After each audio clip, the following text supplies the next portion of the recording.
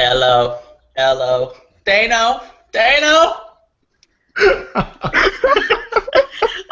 See, you guys want to kick me off every week, but I entertain everybody. You're right. You got us. Hello. Hey, hello, everyone. It's 2015, and the Knights of the Turntable have returned. Well, a few of us have returned. Partially.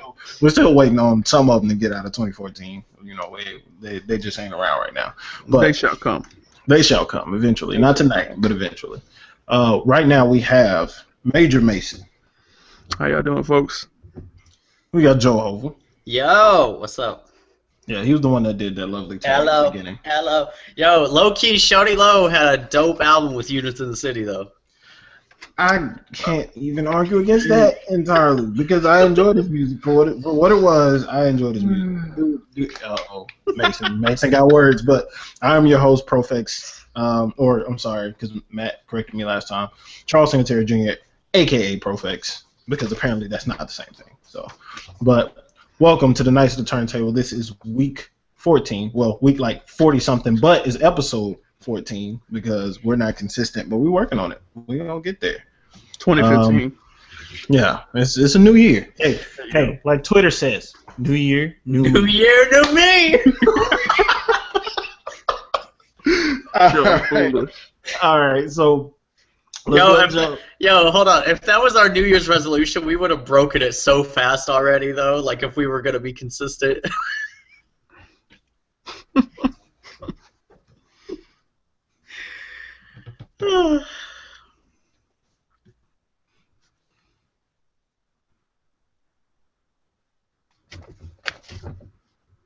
Yo, what happened? Yeah, I'm about to say, like, what happened to Charles? My bad. My internet cut out on me. I was sitting there like... I was expecting us to transition. I was just like... Yeah. No, look at there. New year, new me. We can't even get the connection straight. This is terrible. All right, let's try this again. But what was the last thing you said, Joe? Because I heard you didn't cut out. Oh, I said that if this was our New Year's resolution, we would have broken it on like New Year's Day to be consistent. Oh, yeah. It's already. Look, we're recording with 3 people right now, so y'all can tell that the struggle is indeed real. But let's go ahead and jump into what we've been listening to. I'll start off with Joe Hover. What you got in the tape deck? Man, what have I been listening to? I had to play 2014 Forest Hill Drives a little bit earlier today. I hadn't listened to it in a while. What else did I listen to earlier? There was something else. I don't know. I can't remember. Well, I'm sorry. I didn't hear the first thing you said because apparently my computer decided to clone itself, and I'm in here twice. So maybe the other Charles will chime in at some point. I hope so. All right. You know how you pick in Mortal Kombat, you pick Sub-Zero twice, and the other one's like a darker version of Sub-Zero? I hope that person shows up for you. Player 2 ass niggas. No, I said that I listened to 2014 Forest Hill Drive a little bit earlier. I was listening. Oh, that's what I was listening to earlier. OD Kendrick Lamar, because we read.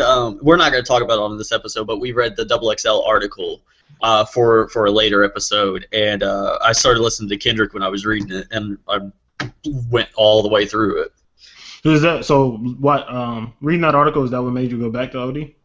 Yeah, like I hadn't listened to OD in a while, and I actually haven't listened to much Kendrick in a while, and I just felt like I needed to go back to like the project that started it all off for me when I was reading that article. So I was like, all right, I'm going to play this and I'm going to read it. Okay, word. Actually, OD is kind of in my rotation quite often. There's a couple songs that are on my workout playlist, but just when I'm chilling, I can listen to it straight through for the most part. Major Mason, what about you? Wait, did my clone change into you now? No. What the world is going on? Listen, bro, we gotta have words. I'm sorry. You had internet problems, and the next thing I knew, my whole shit shut down. So I ain't heard shit that you done said. Okay, I done had to log in under my coalition account. That's why you seeing 2 of me. So, yo, new us, y'all. Welcome to 2015. We starting this off with a bang. A new challenger. Still fucked up, but just a little better. Just a little bit. Hey, we filling in the blanks. At least it's not like the Young Thug video where it was just complete silence in like every about 3 seconds. That's true. That's true. So now what was your question? He was talking about listening to Kendrick Lamar's OD and Forest Hill Drive, and now we are on to you and what you've been listening to. Oh man, I've been listening to a lot of Black Thought.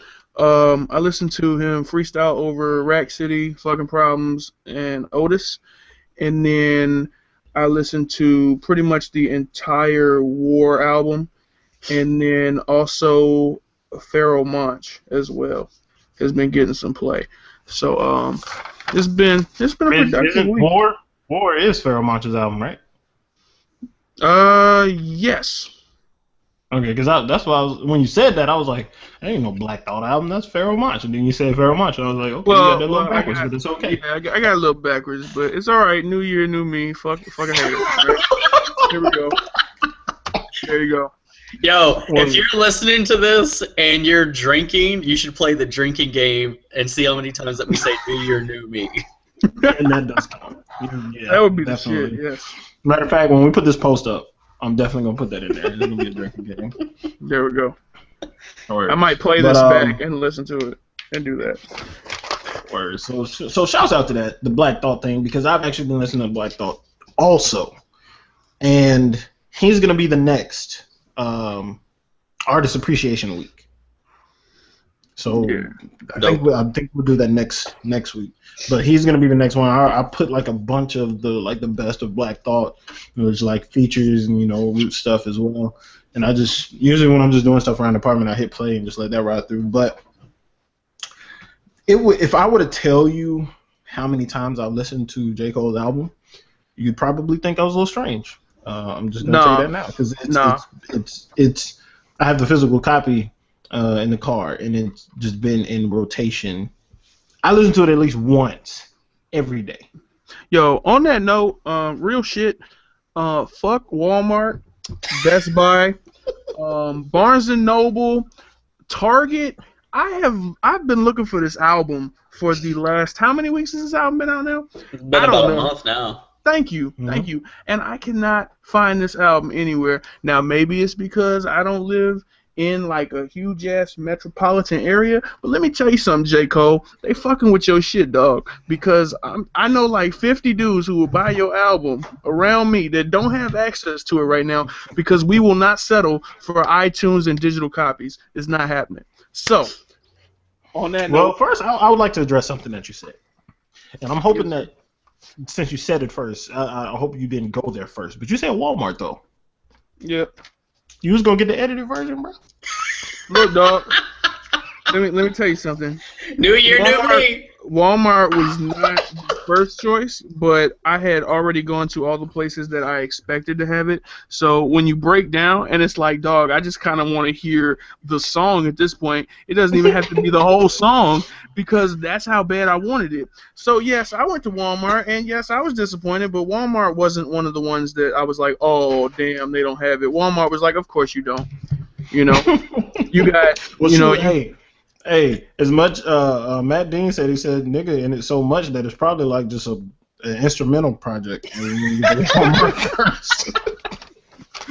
No, you know what's crazy though is like apparently got added to the radio recently, and you would think that would cause like the retailers to pick up more physical copies of it, but if you can't find it, I haven't been to Best Buy or Target or anything in the last like few weeks to like check, but I got to go to Target at some point this weekend, so I'm gonna look.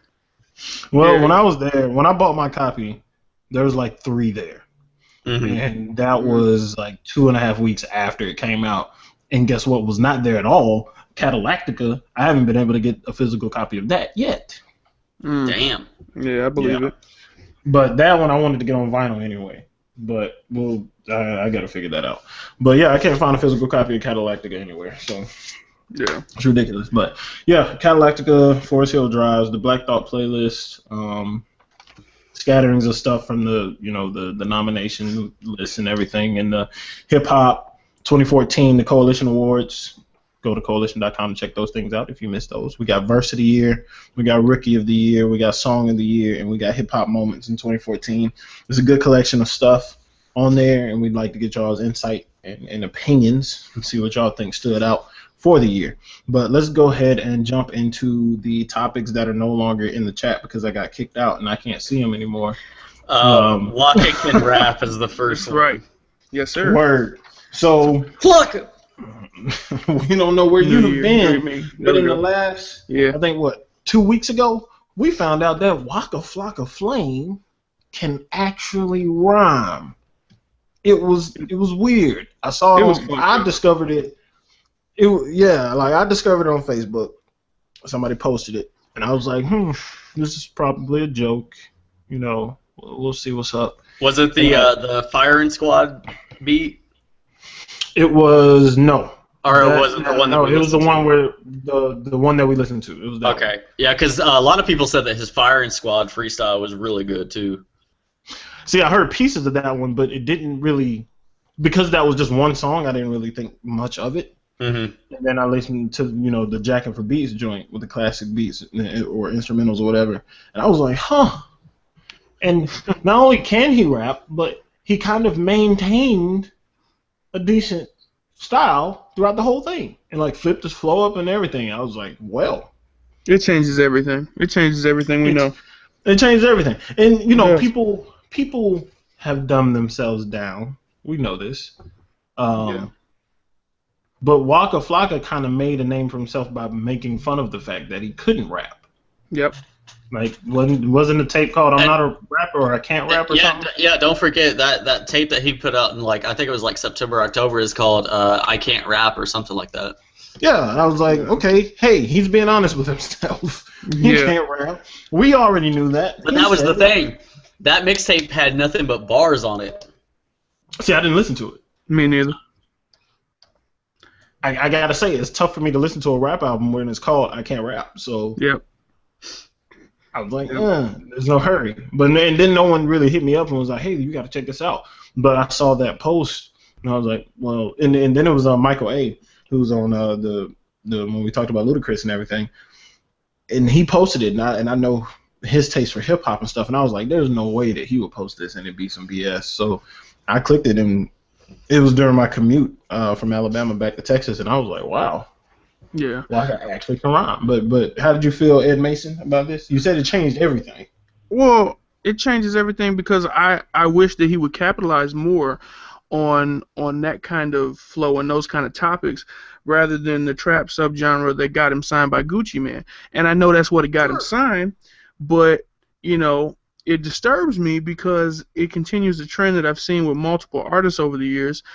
I mean, just to name a few, you have Lil Wayne, who supposedly got straight A's all through school, and we know how that worked out, like the kind of music that he did.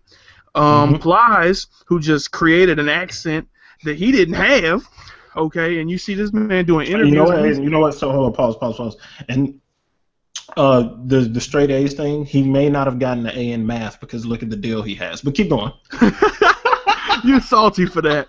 Lil Wayne, don't even worry about that. You just don't kiss Birdman no more, and you'll be cool. Wayne won't kiss Birdman no more. He don't have to, because that's what Young Thug about to do.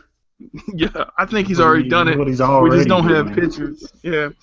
And then also to add on that list, she's not really rap, but it just goes on with the industry and the machine that has been created, is Kesha, because she was actually working towards her degree as a psychologist, and she would actually crash college classes in high school.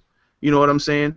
And she was really, but she actually has been quoted saying, you know what, I could do that, but I can make more money doing this.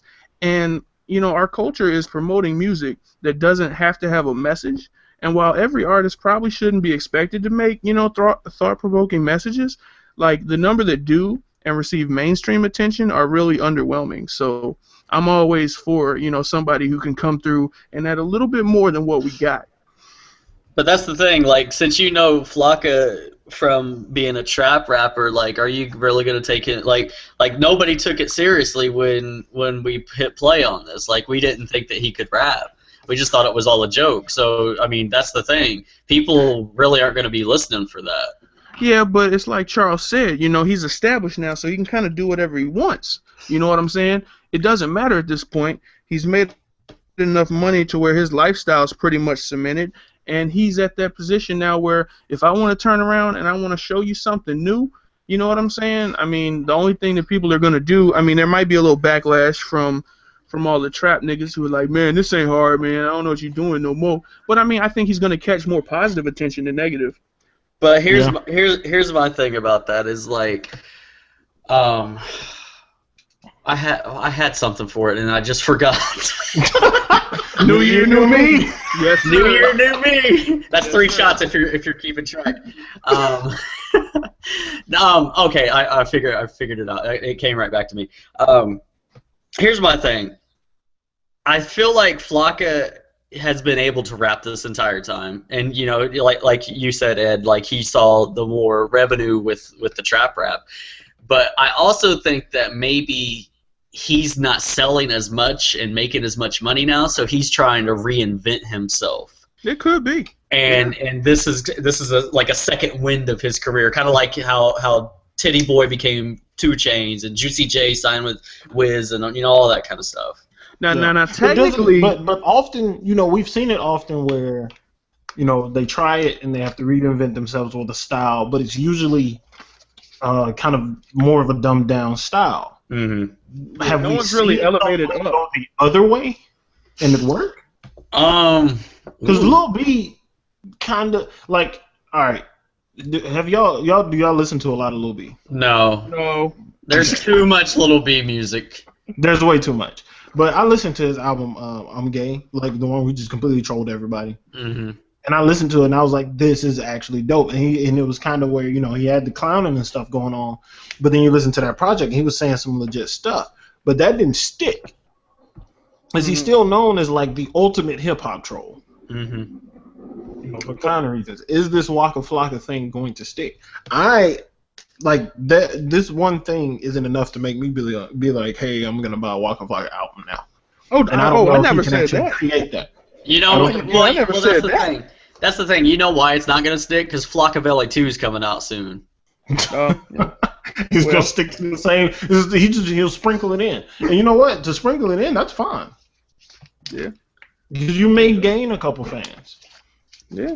Or if your fans were getting stagnant with the stuff you were doing, this just adding in a couple wrinkles to your style may just keep them around a little bit longer, and that may be fine. Yeah, it might work out. Yeah.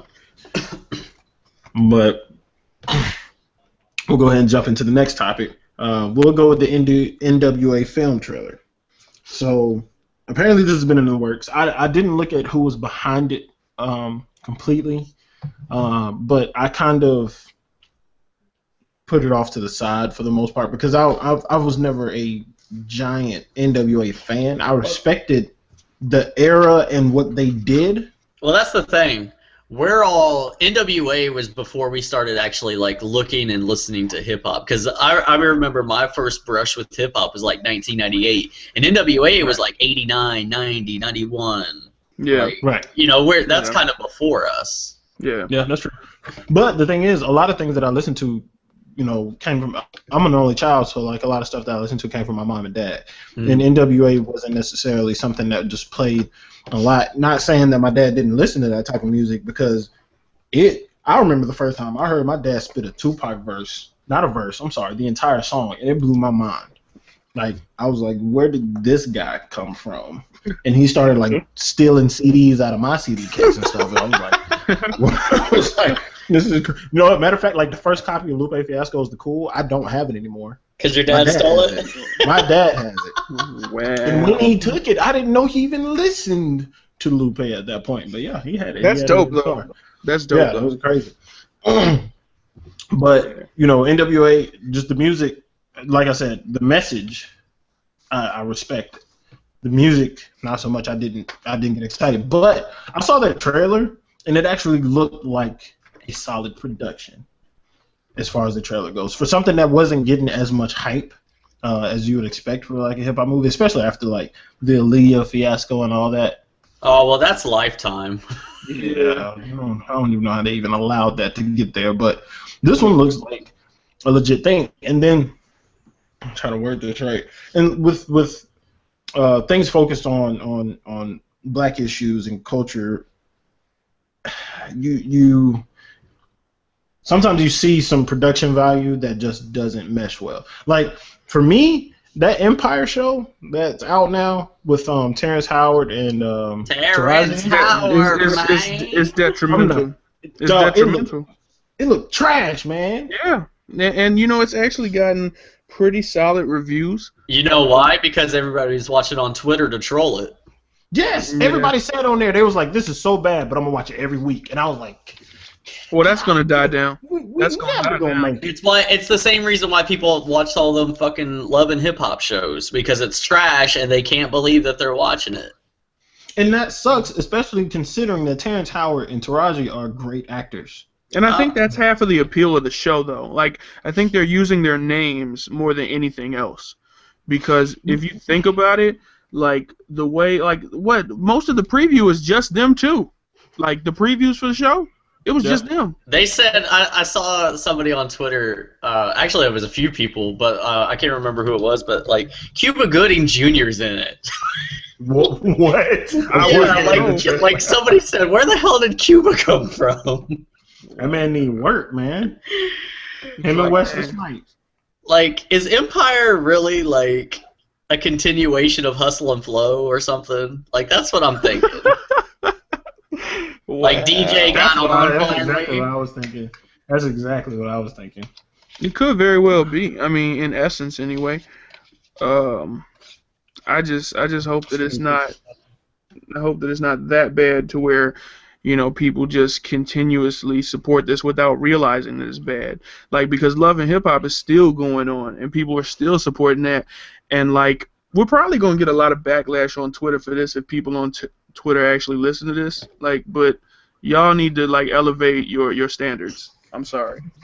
Elevate them. But the thing is, like, the crazy part, look at where that show is. Like, that's on a major network. Yeah. Like, that's what it took to get there? Like, for real? Well, whatever. But there are other shows that have major black leads, like How to Get Away with Murder. That show is incredible. Yeah, I love that. I'm addicted to that. I'm waiting for that to come back. Yeah, Scandal had a great black lead, but that show went to shit. I think I blame Twitter for that one. I think they started watching the tweets and kind of molded the show to that after the fact. But I don't know, man. I'm gonna watch Empire. I'll give everything a shot. I'm gonna watch it, the first few episodes, just like I did the shitty ass Gotham show, and then I'll see where it goes from there. But like Joe, the NWA trailer. What did you think of it?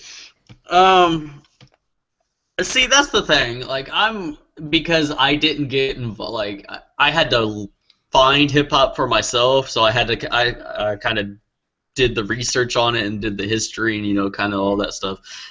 I'll probably go see it. Kanye would be very proud of you for doing the research. You need to do the research. You did the research. You don't have the answers though. You don't have the answers though.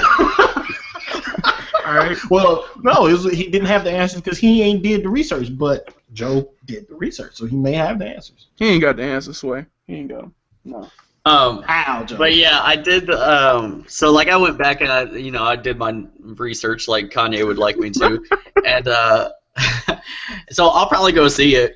But the thing that I was telling Ed before we started earlier is that the people who are going to play Eazy-E and Ice Cube, like, I don't know if those are their sons, but they look almost identical to him. So that was a great casting job. And Paul Giamatti as an old white record label executive, that is a perfect role for him. I agree. I agree entirely. Maybe I'll watch it just for that part because I love Giamatti. He's awesome. Except for when he's the Rhino. Not so much. Let's not talk about that. No. Let's not talk about that. But do y'all have any other final statements on that? I hope Ice Cube getting a good cut. Yeah. Because I ain't seen no Ice Cube movies popping off lately. So shout Is out that to a Ice bad Cube. thing? I mean, you saw him in Kevin Hart. Yeah, Oh, see, Ride Along, Ride yeah. Along. I felt like his character was real dry in Ride Along. Well, his character was like, typecast. yeah, his character was the 21 Jump Street cop. Yeah, pretty much. Yeah, I thought it was a good movie though. It was I straight. enjoyed it. It was straight. I enjoyed it, man. Everybody getting tired of Kevin Hart. I actually have not gotten tired of Kevin Hart yet. We're gonna see. He's doing I a new movie, The Wedding Ring or whatever. So we'll That see. looks awful. Yeah, it do. It It does. do. It does. Well, we shall see. But let's go ahead and jump into the next topic. Now, this one we've been trying to do for a couple months at this point. We've been trying to get Joe to watch the JC versus Chilla Jones battle. And the bet was, what, I had to sing Young Thug lyrics, right? So I don't even. This bet is so old. I don't even remember it now. I I don't wasn't remember the details of it. Yeah, it was something like that. But so Joe, give us the breakdown, man. I know you had your issues. Go ahead and drop your issues first. So I made it halfway before I gave up because I realized, and I tweeted this earlier. So if you follow me at JoeHopesMF, you saw it. I finally figured out what irks me the most about battle rap, and it's when they pause and then they re-say the same fucking line that they just said, and to get the applause, and it's just like, and Chilla Jones's flow pissed me off the entire time. I'm just like, dude, you are talking like this. I did like the fact that JC mocked him for it, though, so I did like that. I thought they had some good punchlines, but a lot of them missed with me. Like, I didn't like them. But I understood, like, they were setting them up for, lines and lines and lines and lines. But, like, stuff like that doesn't entertain me because I'm so used to hearing, like, songs and the punchlines, like, right there, or it's, like, 3 bars later or something, not 20 lines down the road. I thought a lot of their punchlines, though, would sound good with music under it for some reason. Really? Yep, I thought a lot of the punchlines would sound good if there was music under them. The Meek Mill approach? The Meek Mill Yes, approach? the Meek Mill I don't know, man. It doesn't work for a lot of these battle rappers, dude. Like, they do not translate to a beat very well. But I haven't listened to JC and Chilla on the track yet. So I have to check that out. But 9 times out of 10, they don't cut it. So overall, though, since I cut it off halfway through, I made it through like the second round for both of them, and You got to be kidding me, man. I had to cut it off. JC third round is ridiculous, man. That dude, it's like sticking a Q-tip so far in my ear, puncturing my brain when I hear battle rap. Ouch. Ouch. Terrible. I ain't owning up to the bet till he finishes watching it, though. You gotta watch the whole thing. You gotta watch it, and he's gotta Oh my god. He's gotta write notes and annotate and give me quotes back from it. You working real hard for this young thug song. Hey, you gotta put the work in, man. You gotta do the education. You gotta do the education. You gotta do the research, man. You gotta do the research. Gotta do my Googles. got the wiki search and your Google search. Yes, sir. All right, we'll jump into the next topic. With all of the flack going on with Iggy Azalea versus Azalea Banks and Lupe's comments on it. Can we just say Azalea Banks versus everybody? Azalea Banks really Q-Tip technically backed her up.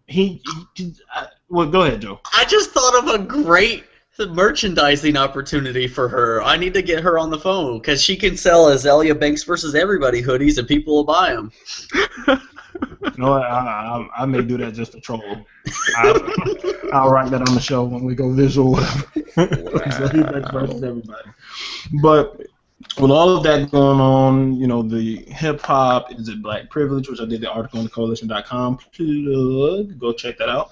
And cultural appropriation and things like that, it's still a big deal. But one of the things that, like I pointed out in that article, was how people were anti-Macklemore without knowing the history of the artist. It was kind of white artists are guests, or some people just flat out like white artists shouldn't be acknowledged, blah blah blah. and Macklemore was brought up a few times, but he got to do an interview on Ebro in the morning. And suffice it to say, first off, I didn't know that was such a long interview until I was like 20 minutes in. And I was like, you gave me that like it was like 10 minutes, and I hit the link, and I had to dedicate a new part of my life that I didn't know I had today. You know what I'm saying? I had an agenda. To chunk of your day out. Yeah, I had an agenda at the start of this day, and you fucked it all up with that. Yeah. So I got a question though. Has everybody stopped mackling this year? Mackling? What the hell is mackling? Do elaborate. No, that's what he said. It was like the 27-minute mark of it. He said they started talking something about mackling. He said that he doesn't approve mackling. So whatever it is. I didn't catch that part. Maybe I didn't catch that either. Yeah, I didn't catch that part. What was he saying mackling is? I don't even remember. I watched that like 2 weeks ago, so it's not that fresh in my mind. Okay. All right, I'll take a look at that. But suffice it to say, it's a long interview, but it is a good interview. And, you know, we can't say 100% for sure whether these artists are sincere or not, but I do feel like that was one of the more sincere interviews when it comes to this topic. Or in general, just one of the more sincere interviews from a hip-hop artist, along with, you know, the J. Cole one with Angie Martinez, which I think that was one of the best interviews. That and the Killer Mike on CNN joint. Like, yes. Both of those were incredible interviews, man. Yes. But what did y'all think? I'll start with you, Mason. What did you think of the race debate? I gotta speak my piece. All right, so this could upset a lot of people, but new year, new me. So fuck what you gotta say. I don't have an issue with Macklemore's presence in hip hop, or as a hip hop artist who speaks on social issues. Really, many people's perspectives are hypocritical when pertaining to this because we often complain at the fact that the most popularized subgenre of hip-hop is oriented towards either gangster rap or braggadocio rap. But when we get music that isn't fitting into that mold and promote social awareness, we suddenly have to put it under a microscope and find a reason to criticize. In this case, common issues either include because he's white, him because he's seeing success exploiting issues in society that he may or may not care about, because the Grammys fucked up and showed us how flawed they were by handing him damn near every award geared toward hip-hop last year, or because he admits to being aware that the white radio infrastructure did in fact have a lot to do with his popularity and success. To quote him directly, he actually says the privilege that exists in the music industry is the same as the privilege that exists in America. So he knows that he's not the first rap artist to speak on equality and admits this. So I don't really care if he's white, and the speculation that Caucasians' presence in hip-hop is somehow detrimental to the craft because they're going to take over the sound and force blacks into like lesser prominent positions in the genre that was created by them. My response to that is look at like Charlie Pride, Cleve Francis, or Scott Eversole. Those are African-American country singers, and they damn sure haven't become the face of country music. So I think it should make artists work harder and refine their craft and just evolve their lyrical substance. I'm good now. That's it. Man, him boy had a script. Damn. Yeah, that typed out. That was just. They've been plotting on that. That was just me venting. So. He tell us how you really feel. New year, new me. There you go. Word. There you go. Jehovah, how did you take the interview, sir? I don't know. I kind of respect Macklemore for it, but I just don't. I really don't know because like I still can't listen to his music. Like I don't know if that's like me not caring for white rappers and music because I don't think that they do it well enough. Mm-hmm. But him acknowledging that he knows that there is a white privilege and that's partially why he succeeded this far, I have to give it up to him because you go on Twitter and people don't even acknowledge the fact that there is a white privilege. They don't think there's a such thing as a white privilege. Yeah. No. I know for a fact that white privilege exists. And I have probably benefited from it so many times in my life, and I wasn't even aware of it. Yeah, So man, Joe's gonna be hosting this show next week. So for him to come out and openly acknowledge the fact that, hey, yes, my skin color has helped me get here, I do appreciate that from him. Yeah. And I can understand how he made the mistake of posting that text message too. Yeah. Because he was like, it was kind of like he was trying to jump the gun and kind of appease for it. For the whole situation, and I was like, and then owning up to that, I was like, that's a mistake. That's an honest mistake. Like, and apparently they've talked about it because people that actually knew of Macklemore knew that he was already associated with TDE before all of that happened. He had Absol and Q on the heist. Yeah, and they were on the heist. He was in the music video for Collard Greens, Schoolboy Q's joint. And I would see like tweets and vines and stuff, and not vines, Instagram videos and everything. But I appreciated the honesty there, and I wish. And it's not like, how hard is it to acknowledge that there's a privilege? Like, that blows my mind. That's the thing, though. Like, white people grow up, and it's still so segregated in the United States, because if white people don't know that there's a white privilege and that they benefit from it directly, and black people see it and they have to point it out to the white people, there's something wrong. Yeah.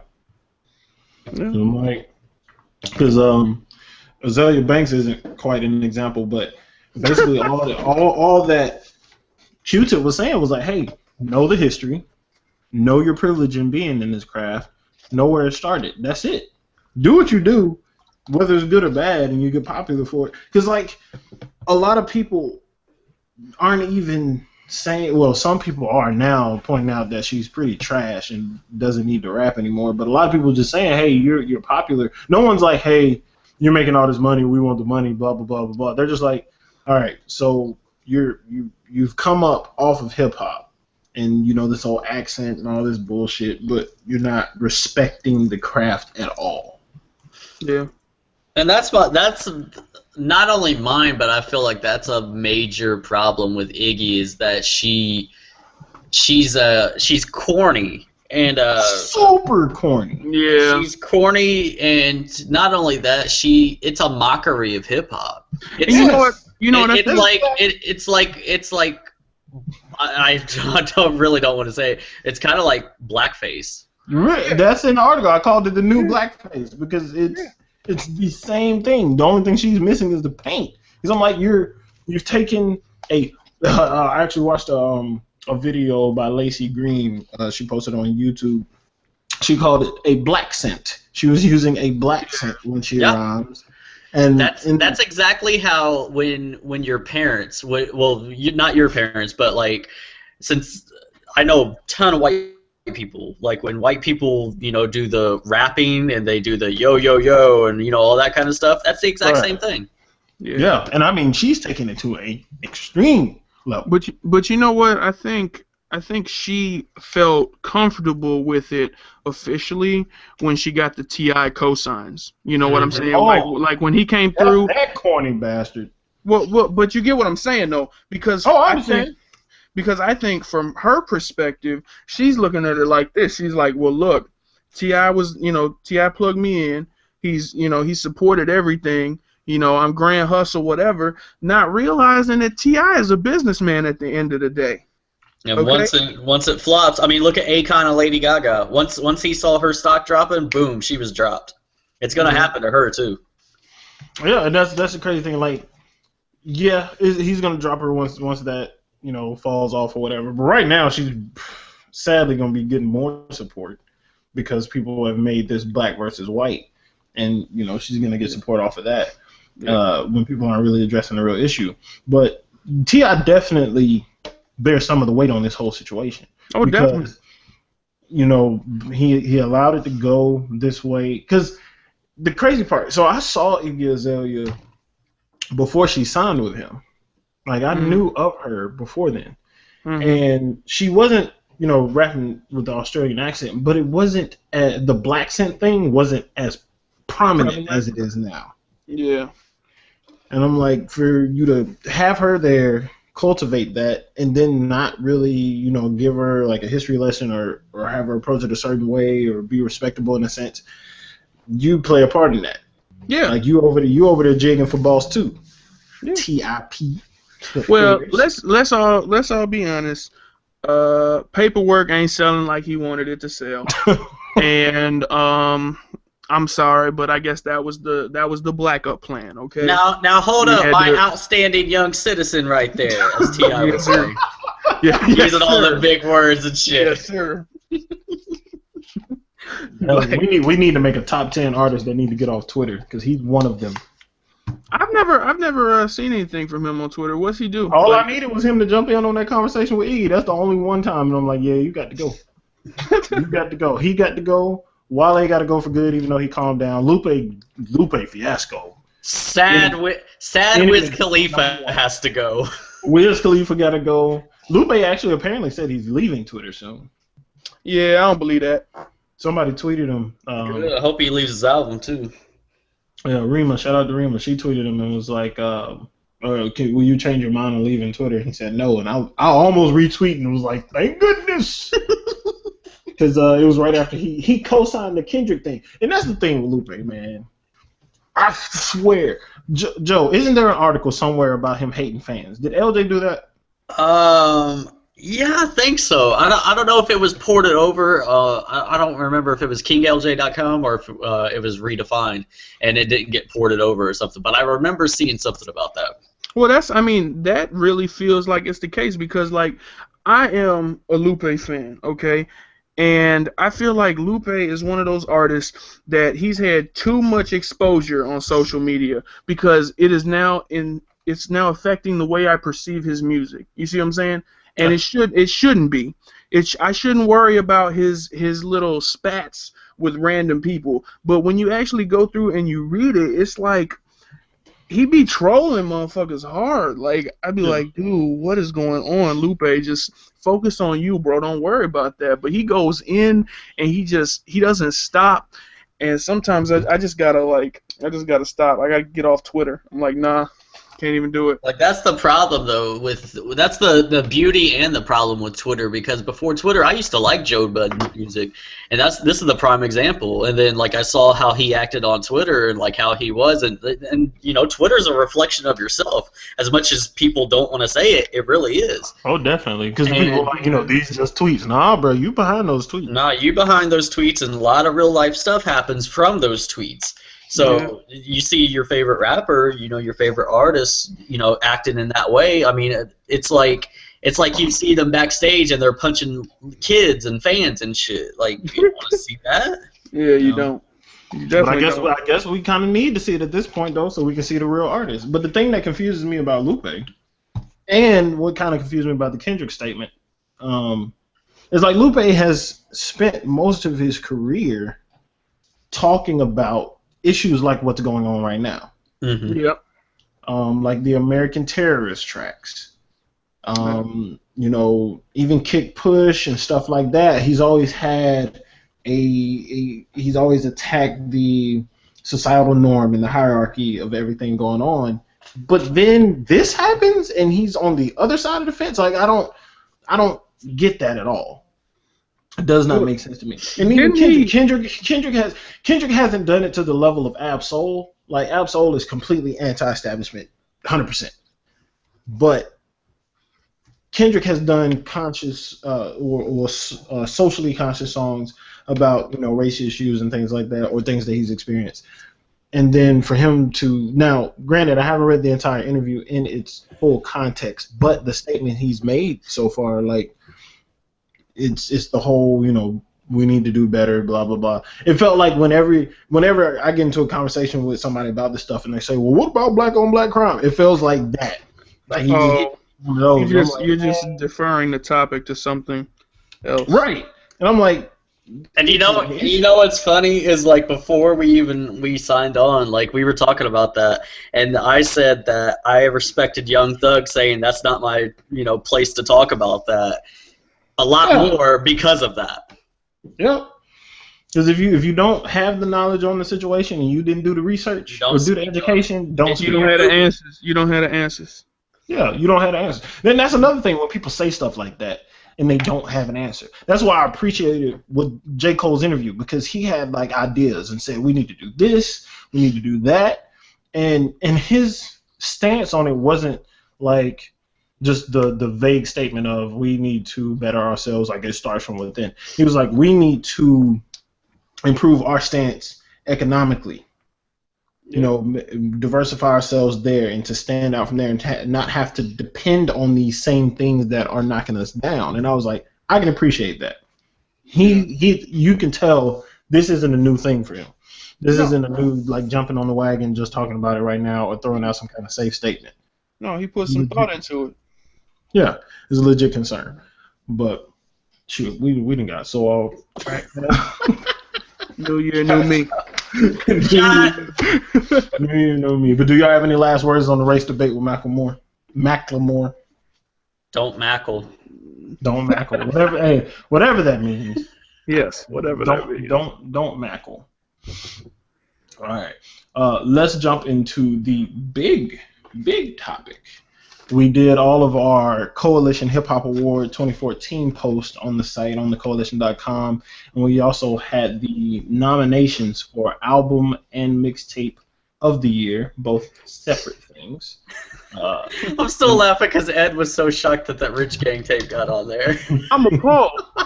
That is nowhere near the category. Look. But have you listened to it? Have I what? Have you listened to it? I got like 2 songs in and it was over.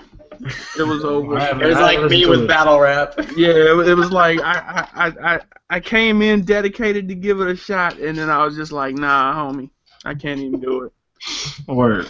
Well, let me drop all the nominations real quick. The mixtape and albums are 2 separate categories, and we have 5 in each. For mixtape, we have Slaughterhouse, House Rules, Mick Jenkins with The Waters, Childish Gambino with Stone Mountain Kauai, I think that's what it's called, Rich Gang The Tour Part 1, and Future's Monster. Yo, before you continue, I got a bone to pick with Birdman because we were all supposed to get the tour Part 2 under our trees on Christmas Eve when we went to sleep, and it did not exist, and I was so pissed off. Wow. Continue. Okay. Wow. I didn't know that was a thing, but that is a thing. That's a thing. I guess so. And then for album of the year, like the mixtape of the year stuff, I really only loved one album off that list. But the album of the year conversation is gonna be tough. We got Run the Jewels with RTJ2, Big Crit Cadillactica, Royce the 5'9" and DJ Premier Prime, J. Cole 2014 Forest Hills Drive, and Schoolboy Q's Oxymoron. And I would just love to say this real quick. I am glad that TDE project is on the album of the year list and not these days, because I would have been mad pissed if I would have voted that on there. I would have canceled the whole award show. We're not doing it this year. We're not doing it this year. The way you said that sounded like Rich was on the podcast. Whoa. Yeah. We're not doing it. Whoa.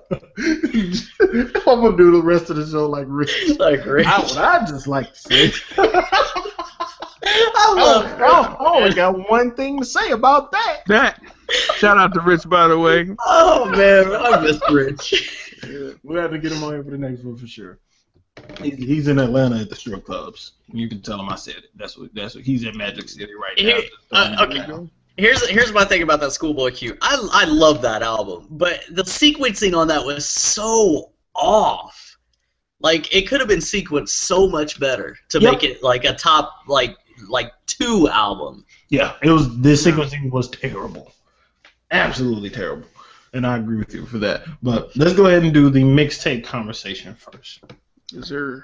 I'm gonna go ahead and say this right now. Yes, sir. I ain't voting for Future.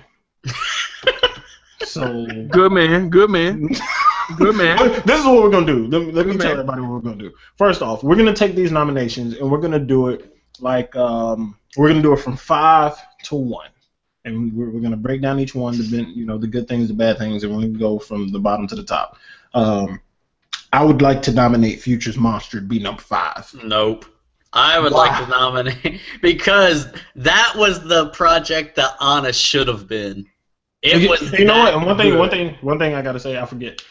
Gambino's mixtape was not horrible, but it didn't make you want to listen to it again. Yeah, I didn't go back to it, so I could actually put that at number 5. He's done better. Yeah, he's done better. much. Well, my thing is, I think that we were spoiled because of the internet. True. That's a gem. That's a gem. So good, and I appreciate the investment that he put into that beyond the music, like the script and the weird video that he did, and the whole thing where if you bootlegged it, you didn't have the full version of the album. Mm-hmm. That was awesome. Which I don't understand why artists don't do that more. Yeah, like it'll catch on at some point. Yeah, common sense approach. I remember when Fonte from Little Brother leaked their album, and he put the files together, and he put like 20 folders in a folder, and you had to keep clicking to get to the album, and it was like next one. No, it's the next one. Like, dog, I could. And yeah, clearly I downloaded, but I would have bought it afterwards. But I was weak. I was like, yeah, I mean, that people should do that more because it's not a question if your junk is going to be leaked now, unless you're going straight digital. It's going to happen. So make it part of the experience. Yep. Which is exactly what he did. Because I found out about it when he was tweeting a random story of like 2 people that were talking at a freaking stoplight or crosswalk or something. And one of the last tweets was, what if he leaked his own album?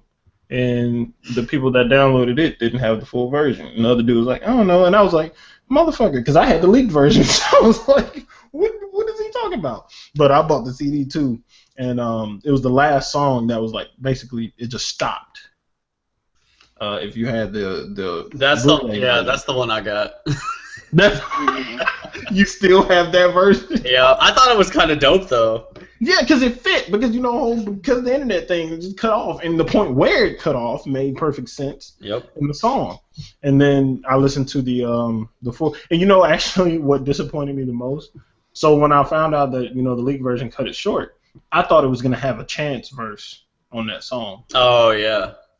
And it did not. They only performed it live. I'm very hurt by that. There's still no CDQ of the one with Chance's verse on it, which was so dope.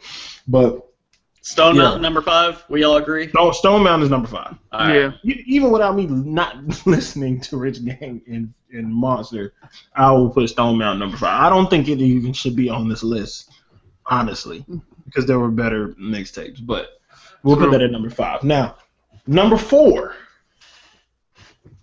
What we're gonna put there?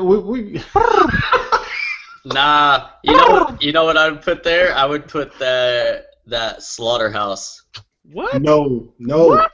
House Rules is album quality. Guys, Slaughterhouse was cool when they came up with the concept in 2009. Like, I don't want to hear Joel Ortiz rap anymore. That House Slippers album sucked. I agree with that, but that's not what we're talking about right now. Yeah, we're talking about. But that's the thing. I don't want to hear Joel Ortiz rap anymore. Like, that's only that. Okay, you can't. All right, look. If we took out him, you still have 3/4 of the Slaughterhouse, and 3/4 of the Slaughterhouse still beats the Rich Gang mixtape. No. That Rich Gang is fire. Yeah, okay. That had. I can play that front to back. Like, that's how good it is. And only if you skipping. But see, that's the thing. Slaughterhouse, I can play front to back, and that is a big deal because like the first album I can play front to back, and then the stuff after that I couldn't play, and then they did this, and I was like, this is what the album should have been. This is like instead of whatever the last album was, like this is what it should have been. Welcome to our house. Like I didn't. No. Mm-mm. House Rules is it. And I think don't they have another one coming? Glass House. I don't know. I ain't heard about that one. Yeah, I think they're doing another one because the House Rules was supposed to be the precursor to to the next one, but I thought it was coming sooner. But it's whatever, because we got House Slippers with him on the cover in a freaking leisure suit talking about something. This is the most comfortable I've ever been. That was so Suspect. But all right, so we're arguing for house rules. I can play it front to back, and you said the tour you can play front to back. What about Monster? Is Monster better than the tour? Oh, and by the way, guys, if you can't tell, we already know what number one is, so we're not even like bringing that into the conversation. You make a valid point. I don't know if Monster is better than Rich Gang. Because that's what I'm like. You arguing about these two, but Monster could be number 4. Ooh. I don't know. Monster was really good. All right, on Rich Gang is that Wayne and Young Thug song on the tour? No. Okay, because that would have been the only song that I heard from it. You were going to be the expert on Future, Monster, and the tour, so you got to make that call. I can make it a tie between Rich Gang and Slaughterhouse at number 2 and 3. You know what? I really think that Future tape is a lot better than the Rich Gang, and I love the Rich Gang tape. Okay. Oh man! See, we need more people. Yes, it's rough. It's rough. We need more people. It's tough. All right, so we got we got Future is better than Rich Gang. Yep. Which you put, and I guess it's a stalemate between Rich Gang and Slaughterhouse, so they'll be tied at 3 and 4, and that puts Future at number 2. With Mick Jenkins at number 1. Yeah. Unanimously, because that ain't. Yeah, that was dope. Just like I said, we're gonna be here as long as it take to get there. I wasn't gonna let Mick Jenkins not be number 1. Like, we was just gonna be sitting here recording until tomorrow when Rich and everybody else come on. Like, y'all better come in here and make a decision, or we're gonna be sitting here for a while. Yep. Mick Jenkins, the longest episode on record. Yes, sir. Yeah, like Mick Jenkins, The Waters is so dope, and he's working on another project that's coming out this year. If y'all didn't know, It's not a concept project like The Waters was, but I've heard some, like 2 tracks he put out. I don't know if they're gonna. I think one is definitely on there, and the other. Did you listen to 11? He put that out like a couple of weeks ago. No, 11 is so fire. So fire. 11 is so fire. And have you listened to Lazarus? No, I haven't heard that one. Yeah, it looked like it was a cut that was supposed to be on The Waters, and it's dope. Mick just killing. But The Waters is dope, and like some honorable mentions. I was kind of disappointed didn't make the list. Number 1, Searching Sylvan by Quest. You can get over it. Get over it. That was a snooze fest. And I know y'all got love for Quest and whatnot, but I just couldn't do it. It ain't even about that. Like, even if we could be the tightest homeboys in the world, if your project ain't dope, it ain't dope. Searching Sylvan was dope. Sequence, I feel like there was 2. I don't know. See, that's the thing. Like y'all tried to get me onto that Proletarians bandwagon too, and like I didn't like them guys that much either. The who? And you guys thought the Proletarians. Who was that? It's been a couple of years ago. They were these dudes from Bloomington. Maybe it was more LJ than anything. No, that wasn't me putting you on them. I don't even know who they are. Yeah, I think he got me to listen to them, but. Yeah, that might have been more LJ than anything, but that was the thing. Like, I couldn't get into that Quest project. Gotcha. Yeah, I enjoyed that significantly. I feel like there's other mixtapes. Are there any other mixtapes y'all want to throw in as honorable mentions? Honestly, that's the problem because Kevin Gates put out 2 really dope projects last year. He's banned. He's banned from the podcast. He is 100% not allowed to be mentioned on this podcast. I remember when Move on to the next thing. Move on to the next thing. Like, I may have been joking the first time I said it, but now I am 100% he is not allowed on this podcast whatsoever. So go ahead and move on to the next thing. It's not gonna happen. Gates. No, it's not gonna happen. I don't know what is wrong with this dude. It's ridiculous, man. Oh wow. I don't think I can follow that with anything. I really don't. There's nothing to follow with. No, I don't think so. Gates.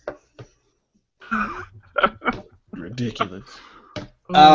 See, that's the problem with mixtapes is because like somebody dropped one in January and we don't even remember it at all. I know, right? Yeah. I tried to look back on a few things, but yeah, a lot of it. Couldn't go back that far.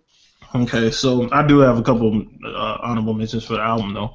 But let's go ahead and break this down. Now, this is going to be difficult, guys. Yes, sir. Run the Jewels, Cadillactica, Prime, Forest Hills Drive, and Oxymoron. I think we can agree on what 4 and 5 are.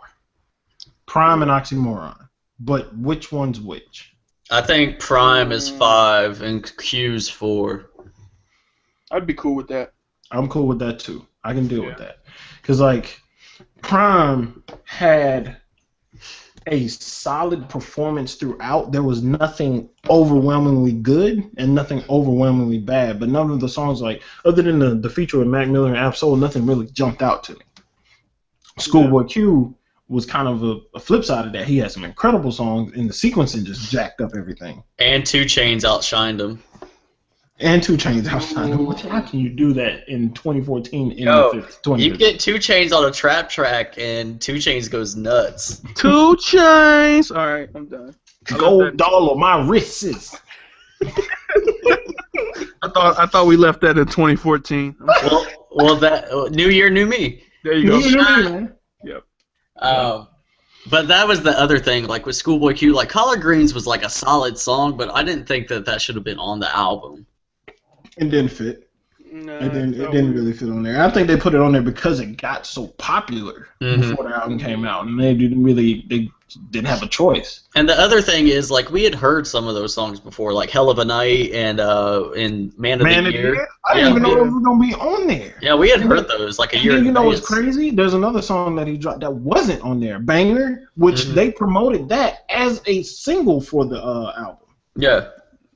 And I was like, Banger was dope. Like, that should have at least been like a bonus track. But I didn't look at any like deluxe versions of the album, so I don't know if that was one. But so 5, Prime, 4, Oxymoron. Yes, sir. Here's where it's about to get real jacked up, kid. Ooh. We got to figure out 3, 2, and 1 between Run the Jewels, Cadillactica, and 2014 Forest Hills Drive. I think Cadillactica is more solid than 2014 Forest Hills Drive. I think it has, like, they both tell stories, but I think Crits is more creative. Yes, definitely. Here's the kind of the statement I made for Prime. 2014 maintains a really solid level from beginning to end, with nothing that stands out. Cadillactica, that song, Angels, Third Eye.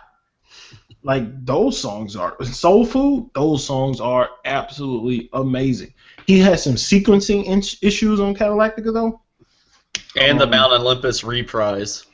Yeah, but that's a bonus, isn't it?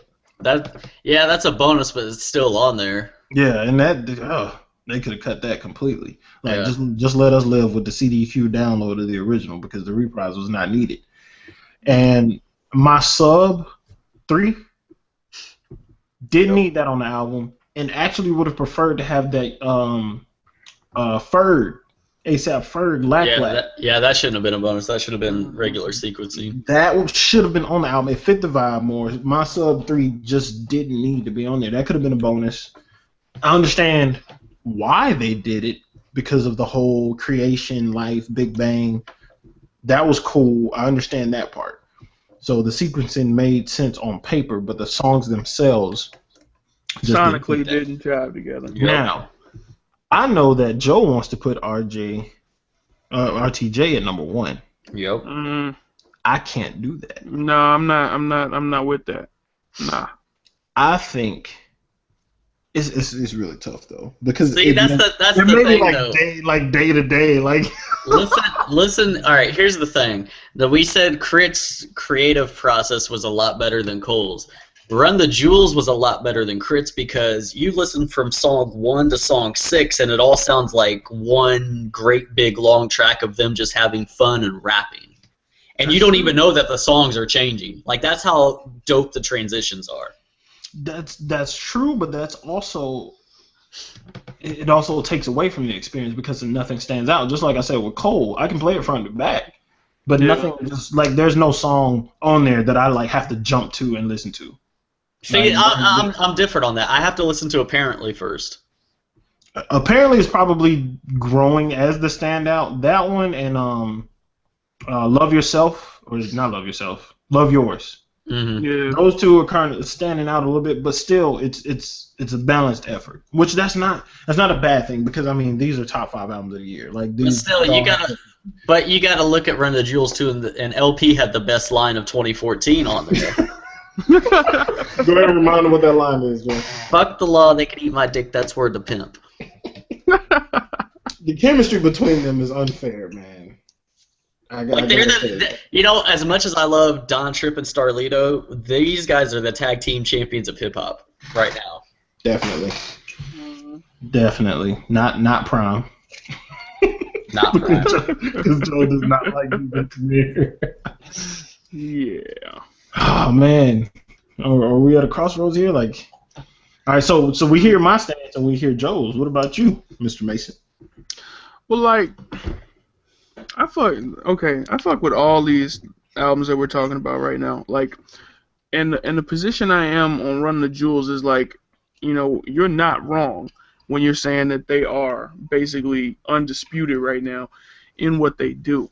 But to me, like, just when I play that up against like Catalactica, like, I don't know, it's tough. Like, I don't know. Big Crit. The thing is, too, like, they're all different styles. Like, Cole has an entirely different style than Crit, and then Run the Jewels is just gritty, in-your-face rap. And let me say something else about it. I wasn't expecting Crit to come at the level that he came at. Like, Run the Jewels, like, when that was being hyped up, you know, I did my research, you know what I'm saying, so I could have the answers. And, did your Googles? Yeah, I did my Googles, you know what I'm saying? And it seemed pretty much like what I expected because I had really high expectations. For Crit, the expectation was there, but it was like he overshot it to me. He just came and he conquered it, and I guess that's why it resonates more to me is because I kind of did myself a disservice, you know, in my gauging and my guesstimating on what would be what. So, see, for me, I checked my expectations, but Joe saw the evolution of my thoughts on Cadillac. It was first like, you know, Big Crit, he's done great. Album side of things, not so much. And then, you know, Mount Olympus came out, and I was like, God damn. And I was like, all right, but they ain't going to tell me nothing about the album. And then each single kept dropping, and I was like, it went from, you know, this album could be cool, and then, like, it just went from that to, yeah. I was like, how about this? How about this? Cole 3, Run the Jewels 2, Crit 1.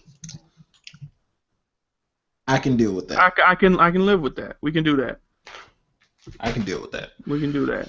Because I do believe Run the Jewels should be top 2. It's hard to separate Catalactica and 2014, probably because I listen to both of them so much. Mm-hmm. Yeah. But yeah, I can deal with that. Catalactica at number 1. Recap. Wait, before you do that, what's the honorable mentions for the albums? I will have to say, and you won't care for this one at all, Rhapsody's Beauty and the Beast EP is an honorable mention for me.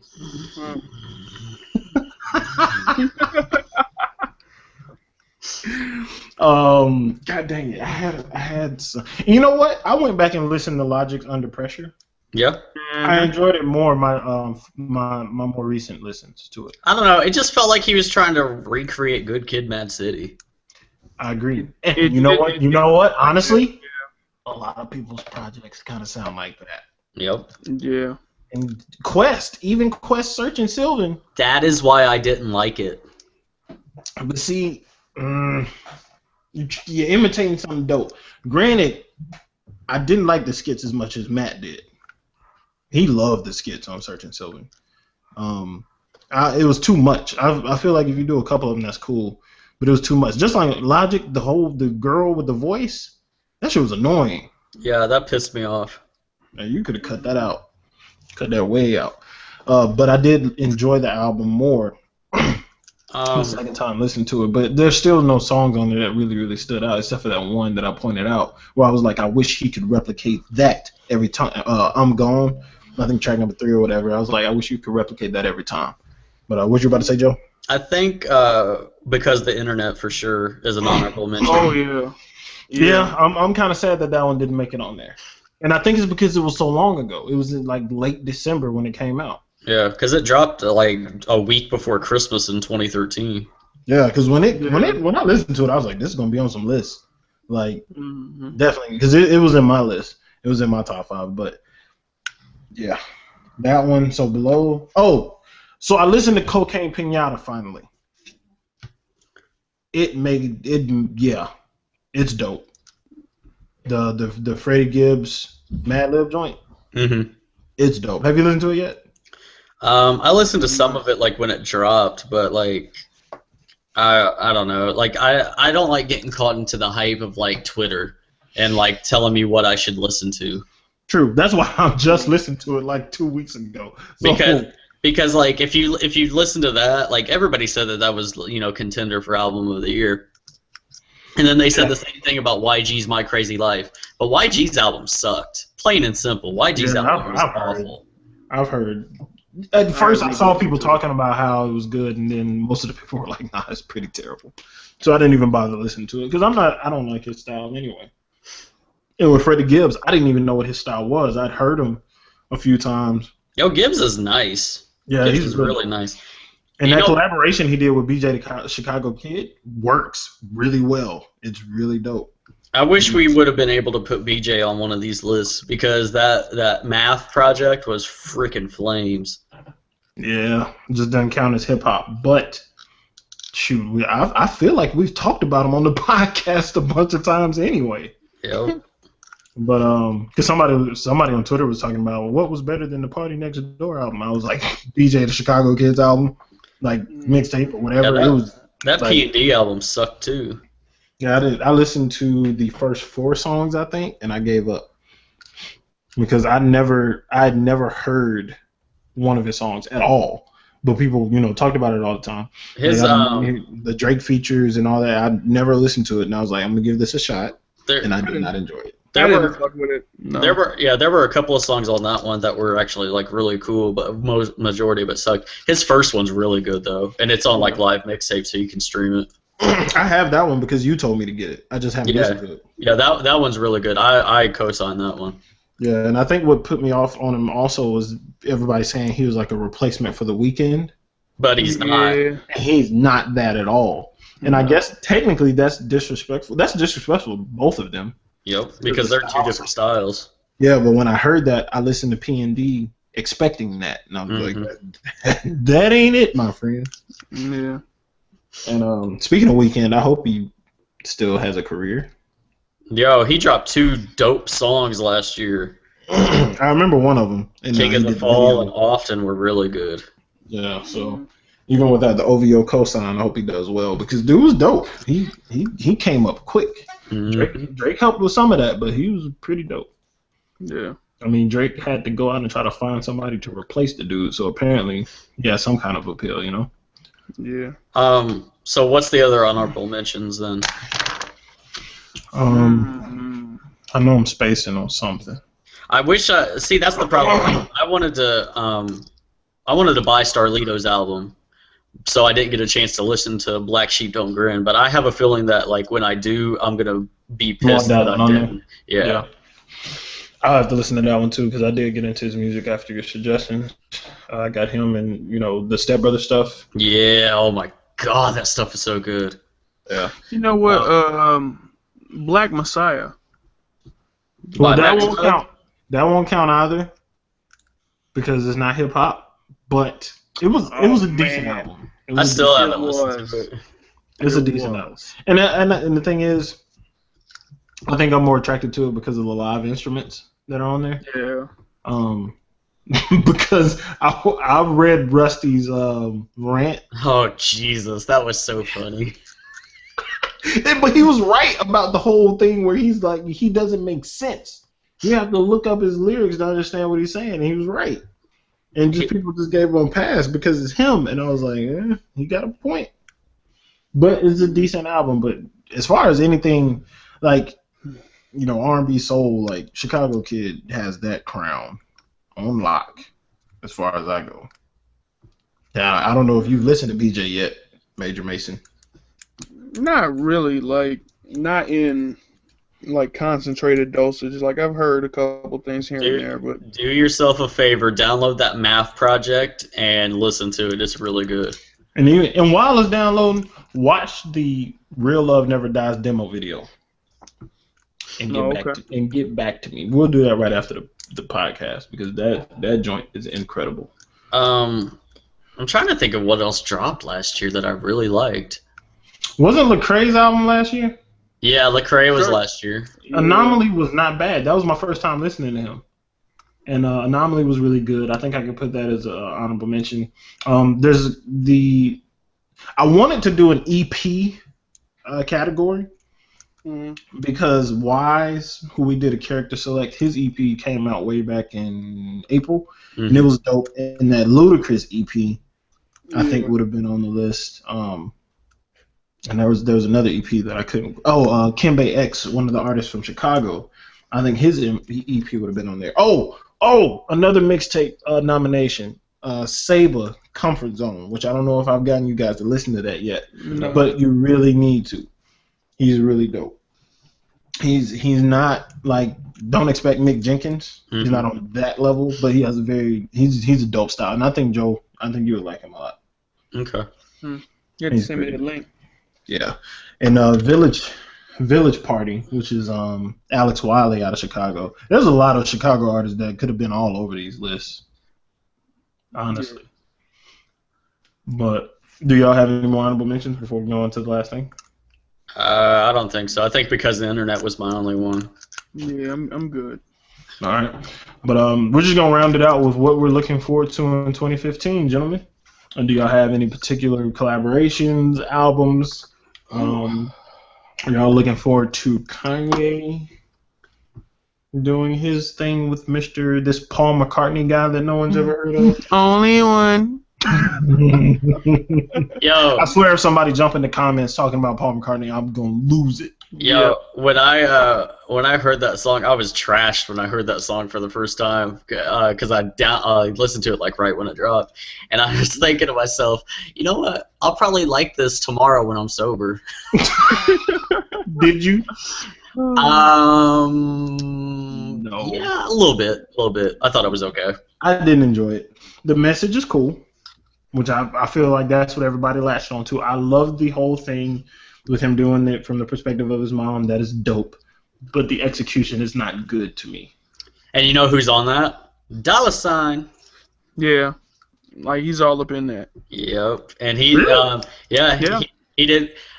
There's an article, I saw it on Miss Info, and Ty Dolla $ign said that he went out for 2 days to Mexico to record with Kanye. Yeah. And they did 9 songs together.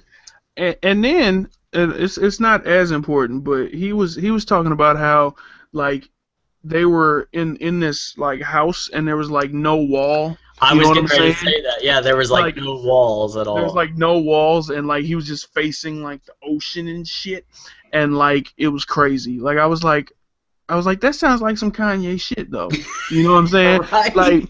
Like everything has to be super majestic. Like we can't just go in the studio or you know what I'm saying, or kick it like that. No.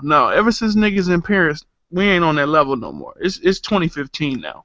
You know. And that's actually my issue with his music. He's doing too damn much. Yeah. I mean, if he went back to like his roots, I think he'd do a lot better. We discussed this before. You know, rest in peace to his mom, but we think that was what was keeping him grounded. That was the linchpin. That was the linchpin. She was what kept him grounded. You know what I'm excited?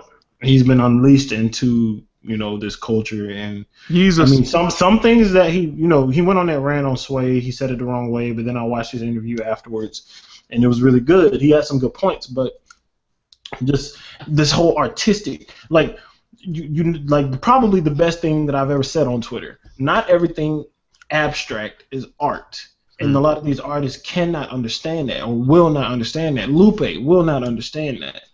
And he's got these people eating up this whole thing he did with his painting and all that crap. I really didn't get that impressed with it. Like I didn't see what there was to be hype about. Like it just didn't appeal to me. So. Yeah, not at all. And like Yeezus was like the prime example of him trying to be super artistic. Minimalistic is not artistic to me. No, it's not always artistic. It always worked out that way. Yeah. And I'm just when I saw that it was featuring Paul McCartney on this first song, I was like, oh goodness. Yeah. Here we go. Because I'm like, this is gonna be the same thing because it's like he's trying to tap into another level of music, but it's not working out that well. People are going to support it, and I hate them for it because they just want to buy whatever, and they need to be more selective of what they're listening to and stop letting it, and hold them accountable. Because Yeezus, opinions, yes, but people keep talking about how amazing Yeezus is, and I'm just not getting down with that. Yeezus sucked. It was terrible. I've tried listening to Yeezus like 6 times since it dropped, and I still find myself only liking the same 4 songs. Yeah. Freaking Blood on the Leaves was great. Yeah. The song right after mainly because of the sample, though. Yeah, exactly. Definitely because of the sample. And I think the song right after Blood on the Leaves. What is it? Or right before. I'm not sure. I still like Can't Hold My Liquor. I like the beginning of it. With Chief Keef? Yeah. that's about the extent. After a certain point, I don't like it as much. And Bound 2, I think, was like the ugly friend effect, where wait, how does it go? Where you're like the least ugly of the friends, so you look better. Everything was so overdone, and you get the simple Kanye sample, and then everybody thinks it's the greatest thing. Oh my God, that makes perfect sense. It does. Because when you take Bound 2 away from that album and put it against his other stuff, it sounds like shit. It sounds like crap. And I'm even guilty of it, because I listened to Yeezus, and I was so fucking happy when I got to Bound 2. I was like, this is great. It wasn't that way for me, because I felt like Bound 2 was a horrible track placement for one. Like, why would you put that at the end of the album? Because of the effect that it look at the effect that it had. People listen to the whole album. It may have been feeling a certain way. They felt a certain way in the sequence, and Blood on the Leaves got on there, got their spirits back up, and he closes out with something that sounds like old Kanye. That's a smart business move. It's just not a good song. It's just not a good song. No. Wait. I love it now for the parody with James Franco and Seth Rogen. Yeah. And you know what would be amazing for me? Like, for Kanye, my only thing that I'd like to see from Kanye is for him to take a step back and to stop involving Kim Kardashian or any other family members in his music. Because we don't know. We honestly, the way his personality is, I wouldn't assume that he's doing that. I wouldn't assume that he's including them in it. Well, I mean, she was in the music video. That's what I'm talking to for Bound 2. Oh, well, I thought that was unnecessary. Well, yeah, that's cool, but everybody knew that, and I really didn't get much from the okay, the music video was almost more garbage, if not more garbage than the song was. Okay, and the idea for a music video is supposed to be to perpetuate the song and take it to another level that transcends what you can only hear through your ears. Okay, by tapping into another sense. That didn't happen. That didn't happen for me. It was still equally garbage at the end with the music video attached to it. I'm sorry. But you know what it was? You know what it was? It was artistic. It was not artistic. It was like tell Twitter that. It was like Kickstarter. I only raised like $1,000 and I got to shoot a music video. So we're gonna bring this bike in, and then I'm just gonna do the whole Flintstones thing with the background, and it's finna be popping. Like, okay, come on now. Hey, I appreciate it leading to that Franco and Rogan thing, though. At least I got that out of this whole situation. Yeah, that was funny. You guys know what I'm excited about for this year? What's that? To see how many mixtapes Gucci Mane releases. All right, so that's been our show. Yep, and we're gonna. Yo, he has one coming out on Super Bowl Sunday, and I guess the name of it is going to be called Gucci Madden. And is that actually what it is? No, he didn't say. But I have a feeling it's going to be called Gucci Madden. Y'all heard it here first on Nights of the Turntable. First one for 2015. If that's the case, he said it.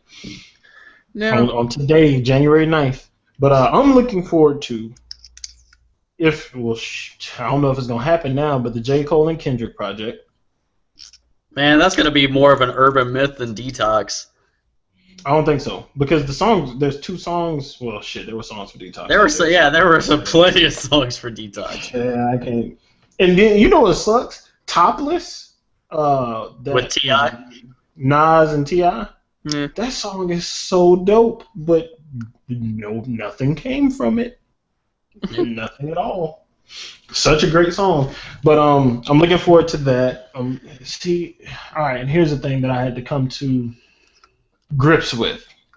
I'm still gonna support the Kendrick album. Mm-hmm. I like the sound that I've heard so far. And a thought that I had, and to put it the simplest way, if I decided not to support a musician or artists in general that didn't share my views, I wouldn't experience art in any way. Yeah, exactly. That's true. Exactly.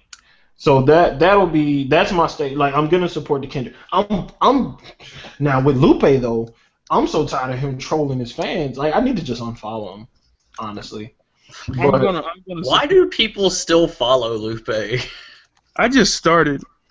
Like, you made a bad Twitter decision.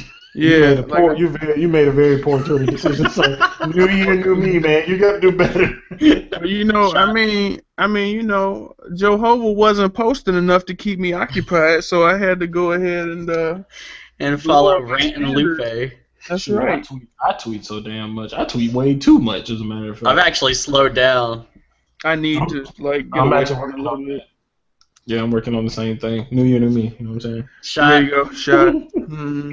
No, I've had the problem with that to where, like, I'm having, like, all these ideas for the things that I'm going to do this year, and I'm, like, trying to leak them on Twitter subconsciously, and I need to stop. You know what I'm saying? Like, because, like, don't do it. I'll tweet stuff, and then it'll be like... Yeah, because people will look for that shit, man, for real. Like, we did, LJ and I did an article on the Redefined about our favorite rappers, like, being Pokemon. Like, we just did it in jest and whatever. And I saw that article on MTV being reused for pop artists, like, a month later. Wow. Yeah. Nah, that's ridiculous. That's not okay. Yeah. You know what I'm looking forward to, though? On a side note, or back on topic, more or less. Ludacris. I'm looking forward to Ludacris. You think he's gonna actually capitalize on burning bridges? I'm looking forward to it. I have hope that Luda can do this right, because I like burning bridges. Like, I like burning bridges is really good. I just hope he can continue it. I ain't putting my eggs in that basket. You ain't got to put them all in that basket. You can put one in that basket and let you. Oh no! You don't diversify your bonds, nigga. Okay. I'm actually anticipating that Drake album because the stuff that he was releasing for free last year was all fire. I think I'll look forward to that. So I can't wait for that. You know my issues with Drake, but he always hits a certain level of quality. He'll have something entertaining that I can enjoy. Yeah. Hopefully, it'll be a really good album. We'll see what happens. Not only that, I'm also anticipating this Dot album that drops on January 27th. Plug. What is it called? It's 1996, but it's spelled out in Roman numerals. Okay, good, because I didn't know what the Roman numerals were. Thank you for telling me. Appreciate it. Wow. But we're actually going to do an interview with Dot, and I'll be able to ask him a lot more questions about it. It'll be on a character select for the Coalition this upcoming week, so look out for that. Another album I'm looking forward to J-Rock. We should be getting J-Rock this year. When you mentioned Kendrick, I was getting ready to say, have we all forgotten about J-Rock? Oh, I don't forget about J Rock because I feel like if I do, I'm gonna wake up and he's gonna be like, He's in my gonna bed, rob you. You serious? Ugh, nice watch. Run it. I do not want to get robbed by J Rock. Oh, so But speaking if I of, do, I will be writing about it. so speaking of that though, like TDE's a bunch of liars because they were supposed to drop 6 projects last year and they didn't drop 2 of them. Yep. And I was like, maybe they'll just drop them like all on like New Year's Eve or something, or That's what I was Christmas. thinking when I was drunk on New Year's. Yeah, I was like, maybe Kendrick's album is gonna pull a Beyonce and drop out of thin air, but nope. Mm-hmm. Nope, we didn't get it. We also, I'm looking forward to Chance's album, Surf. Yeah, I thought that was supposed to drop in December. Sure was. Didn't get that either. I was expecting that one more on New Year's. Yeah. Big fat phonies. All of y'all some big fat phonies. But and the Mick Jenkins project. I can't remember what he called it, but I'm looking forward to that for sure. We're probably going to end up doing a list like the top things to look forward to. Oh, Obligation. I'm looking forward to Jay Electronica's album. I feel like I got to do this every year. So. I forgot about it because it's been how many years? About what, 8? Yeah, I'm. Jay Electronica, the deadbeat dad of hip hop. That's so dubbed by Joe Hova. That is his original creation. Yep, it'll get posted at some point. I gotta iron out the last details of it. So you're pulling a Jay Electronica about Jay Electronica? Is that what you're saying? Pretty much. I've been talking about doing this article for like 2 months. It's finished. I just got to go over it one more time. And that just reminded me, I was working on a Kendrick article that I now have to scrap because of what he said. Doesn't that suck? It really does. And it's not like he said something, I'm offended, and I want to get rid of it. It doesn't match with what I was writing at this point. So, yeah. And it was going to be pretty cool. Yeah. I was supposed to do that article about, that N-word J. Cole thing. Yeah, that's pretty much not going to happen. You know what? Let that one go. Yeah, that one's going to be scrapped. Because, like, how would you know? You was going to buy it from Walmart anyway. That's what I'm saying. Like, well, no, we already counted it. We already counted it up. So that's a done deal. But, I mean, just the article in itself is like, nah, man. Because I started getting better ideas. And it's 2015, so new year, new me. Shot. We move on. We keep it going. Well, that rounds up the show right there. If you were playing the drinking game, I'm pretty sure you're quite intoxicated. I hope you're hammered right now. Yes. I appreciate you listening to it. We got a lot of new things coming. We're supposed to be going visual soon, so you actually see the clowns as we run this show and everything. But we're working on that. That may be in place next weekend, so look out for that. Yes, I did say next weekend, not 2 weeks from now. We're gonna try to do this every week. We're gonna try to stick to it and actually get this stuff out to you. And we shouts out to the Knights of the Turntable Arena, which is going to be battle rap focused. I think we announced this last year, and y'all haven't seen a show from it yet. I ain't got nothing to do with that, but it's coming. It's coming. Check thecoalition.com, share it with your friends, your mama and them, your cousins, your auntie, your uncles, twice removed, whatever. Baby mamas, all that. We got hip-hop, we got gaming, we got it all. Joe Hova's Mind Frame.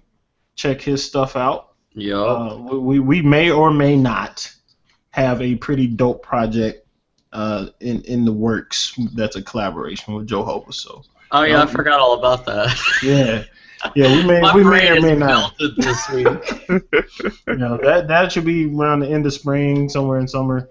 Look for that. That's gonna be really, really dope. Matter of fact, Major Mason doesn't even know what the hell I'm talking about right now. No, but I'm gonna have to get my plug in because y'all just went to plugging the hell out of everything. So. Follow me on Twitter at Major Mason, where I will probably watch y'all troll motherfuckers for no good reason, like I've watched Lupe do.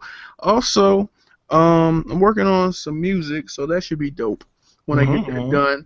And I'm gonna probably launch my own website just for that, and then maybe if things go well, link that up with the coalition in some way, shape, or form. So keep a lookout for that, and we'll see how that goes. Word up. Any of you gentlemen have final words that are not Gucci Mane related? Wasn't he getting like ass raped in prison last week or some shit? Like, no. Radrick David Joe said that. Joe said that like he was there. No, It was like, that's not what happened. Yo, I can't remember if we covered this, but Gucci's actually locked up in my hometown. Seriously? Yeah, we got a federal penitentiary. It's like one of like the few in the United States, and he's in Terre Haute, Indiana, which is my hometown. that's really bad because that's like 4 hours for me. He's been in more jails in more cities than he's toured in at this point. What's That he should even be in an jail article. for right now? You Like, know- do you know what the current charge was? Like the last time? Oh shit, I can't even remember. Exactly. It's like a probation violation for guns or something like that. Like he had guns and he wasn't supposed to have them when he was on probation. How does he not learn? I don't understand. Gucci Man, 2015, new year, new you. Just handle it. Yep, that counts. But this has been episode 14. Thank you for listening. We cannot wait to speak with you all some more. We got some interesting topics coming up. Thanks for checking us out. Peace out. Brr, brr, brr.